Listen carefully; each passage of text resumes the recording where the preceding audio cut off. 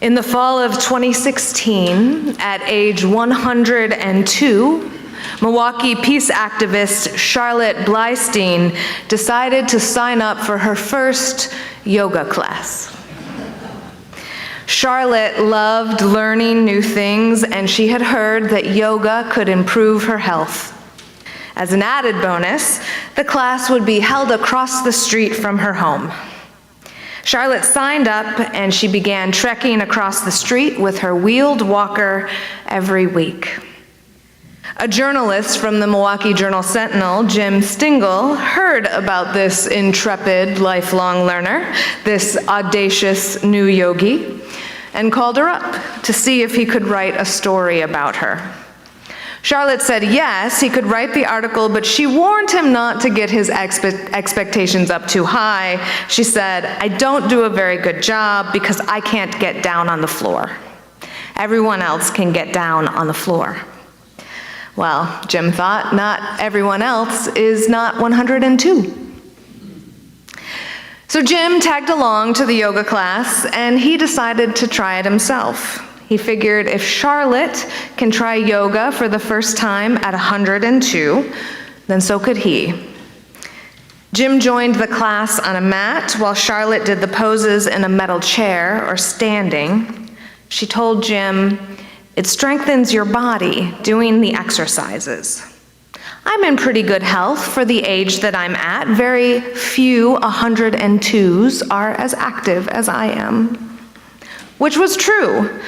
Not only did Charlotte now do yoga and go to exercise classes twice a week, she also kept her mind sharp.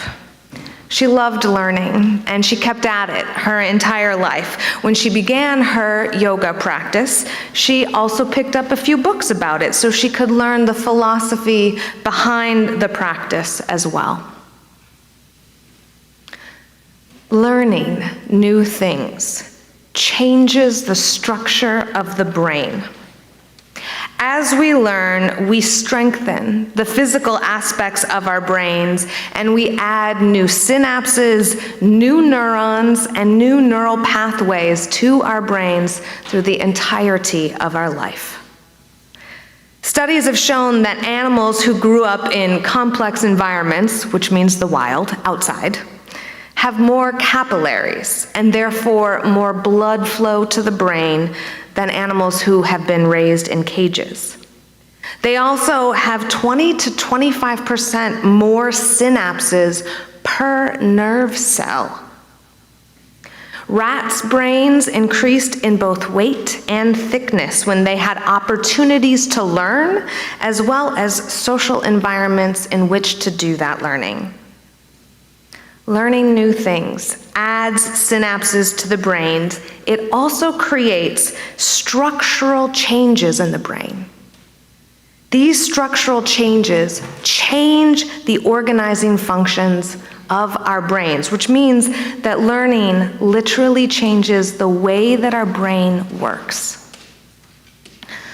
While early childhood brain development and learning certainly occurs faster than it does at later ages, there is no limit to learning and changing our brain structure. New synapses and neurons and neural pathways are added in our brains through the entirety of our lives whenever we learn something new. And the wiring diagram, which is the way that our brain works, continues to change over the course of our lives every single time we learn. At the end of his life, world-changing Impressionist painter Claude Monet began losing his eyesight. As I'm sure you know, Monet was one of the pillars of the Impressionist movement, and his art focused on the play between color and light. He was known for repeatedly painting the same scenes over and over again, like his 1891 Haystack series, painting them at different times of day in different seasons to show how light changed the subject. One of Monet's paintings, exhibited at a protest exhibition in Paris in 1874, is the painting that gave Impressionism its name. At that time, Monet was 34 years old, and he had been roundly rejected by the salon establishment in Paris. So he joined together with Edgar Degas and Camille Pissarro and Auguste Renoir and others to create their own independent exhibition. At it, Monet displayed his beautiful painting entitled Impression, Sunrise, of a smoky, red-balled sunrise over blue water in the port in Monet's hometown, Le Havre. At the time, critics mocked its fuzzy detail and said that it looked unfinished. But Monet and his colleagues chose to reclaim the name that was being used to deride them and began calling themselves the Impressionist movement. They changed the art world in the last half of the 19th century, giving way to art that focused on color and the movement of light and the feel of things and beauty and the specific moment that the painting was trying to capture. This namesake of the study of light and color, Claude Monet, began complaining of pain in his right eye in 1908, and he was diagnosed with cataracts in 1912. Now that disease causes a person's vision to become cloudy, which might not have been too terrible for an impressionist, but more devastatingly, it can dull and change the nature of color. Things become darker and redder and more yellow. At the time, there was an operation that you could have to change the cataracts, but it was dicey, and some of Monet's friends who had had it had very bad experiences. It was also very painful. While some of Monet's late paintings are clearly more red and brown and yellow, others of his late paintings veer fully into the landscape of purple and blue, which is the opposite of the color wheel. It might have been a deliberate compensation for the painter who studied color his entire life, knew what was happening to his vision. Monet's earlier paintings showed crisper colors and more detail. His late work in the 1910s and 1920s had even less detail than what the Impressionists were known for. In that late period, his brushstrokes became increasingly large and wild and free. It was during these wild, free cataracts years that Monet painted his Water Lilies series at his home in Giverny, which he gave to France as a symbol of peace at the end of World War I. Those paintings are now displayed at the Musée de l'Orangerie in Paris as the Sistine Chapel of Impressionism. Monet's Water Lily series are some of his most beloved and celebrated paintings, and they were done in the midst of suffering and loss, not just of the war, but of his own eyesight. Now, to be clear, Monet hated this experience. He was terrified of losing his eyesight, and he was in a lot of pain. He has a number of letters that he wrote to his doctors where he complains and he says how much pain he's in and talks about how precious his eyesight is. He even destroyed a number of the paintings that he made during that period because he didn't like the work. He struggled to finish his Water Lilies series, and he threatened to quit painting the water lilies a number of times. But at the same time, his brain was still learning and compensating. It was responding to his inability to see color and detail in the same way, and Monet was creating new, vibrant work as a result. Monet changed the world of art again. Not only are the water lilies often recognized as the pinnacle of Impressionism, the Sistine Chapel of Impressionism, the work that he did at the end of his life also inspired the abstract expressionist paintings of the 20th century. Monet's late work is sometimes recognized as the bridge between Impressionism and abstract art. In 2018, the Musée de l'Orangerie put Monet's final years of painting in direct conversation with 20th century American abstract expressionist works in the exhibit Water Lilies, American Abstract Painting and the Last Monet, curated by l'Orangerie's director, Cécile Debray. Artist and author Hearn Pardee writes in the Brooklyn Rail that the late work of Monet, quote, once condemned as monotonous and without structure, suddenly found an audience of young American abstract painters taken by their radiant, horizonless cycles of sunrise and sunset, attuned to the expansive mood of post-war America.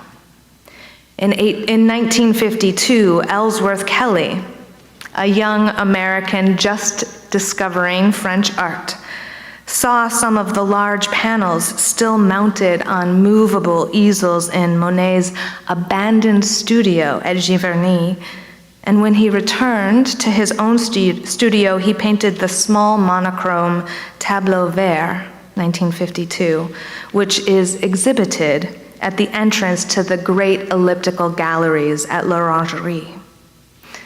At that entrance in le Musée l'Orangerie to the Impressionist chapel, you see two yellow and brown and green water lilies with big, broad strokes of deep color on either side of a green tableau in the middle that is clearly the same colors, but only a study in color. It's a stunningly beautiful sequence, and even a novice like I can understand the conversation, the way that the artists go deeper and deeper into vision and color as the shapes slide further into the background, as the poet Mueller says, as heaven pulls earth into its arms, and how the infinitely large heart expands to claim this world, vapor without end. We keep learning. We keep learning throughout our lives. There is not an end point.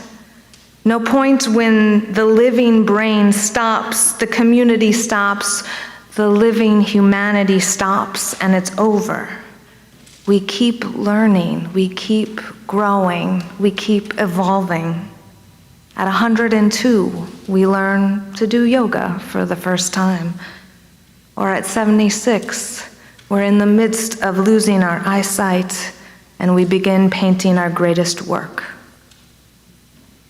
Even when life is at its worst, we're still capable of learning and changing ourselves, changing our minds, and sometimes even changing the world. Learning, continuous lifelong learning, and a commitment to it, a practice of it, can keep us humble. Rather than learning a new fact and thinking ourselves all the more brilliant and studied and all the more right or righteous, learning can keep us open to the breadth of what we do not know.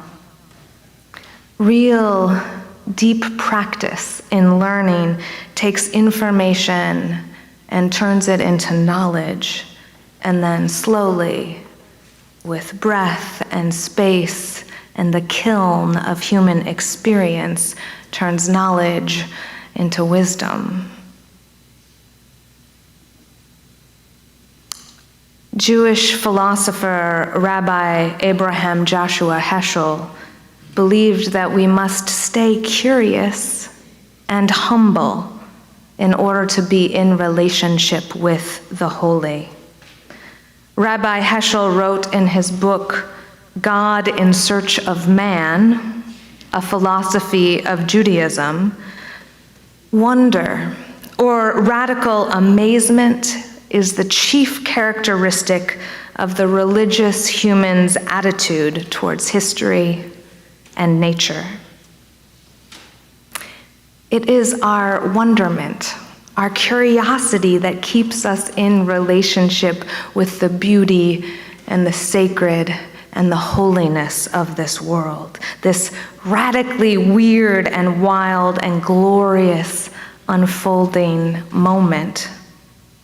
We keep learning when we're open and curious. Our minds keep growing and adapting when we set them on a course to do so.